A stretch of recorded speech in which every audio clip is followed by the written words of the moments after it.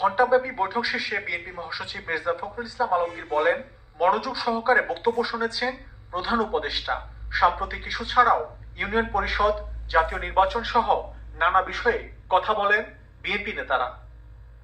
দেশে যেন কোন রকম অবস্থার সৃষ্টি না হয়, যে জগতের মধ্যে নিয়ে বিভাজন সৃষ্টি হবে। এখন যেটা সবচেয়ে বেশি প্রয়োজন আমরা করে এসেছি এই মুহূর্তে, সেটা সবচেয়ে বড় প্রয়োজন হচ্ছে জাতীয় ঐক্য। আমাদের সামনে এখন অনেক বড় চ্যালেঞ্জ রয়েছে। সেই চ্যালেঞ্জগুলোকে মোকাবেলা করার জন্য বিশেষ করে যারা বাংলাদেশের স্বাধীনতার মধ্যে প্রতি হুমকি হয়ে দাঁড়ায় অথবা এর যে স্ট্যাবিলিটি এটাকে যারা বিনষ্ট করতে চায় তাদেরকে প্রতিহত করার জন্য প্রধান উপদেষ্টার প্রেস সচিব জানান, বিএনপির বেশ কিছু দাবির সাথে একমত বর্তমান সরকার। সাম্প্রতিক পরিস্থিতিতে সবাইকে শান্ত ও ঐক্যবদ্ধ থাকার আহ্বান জানিয়েছেন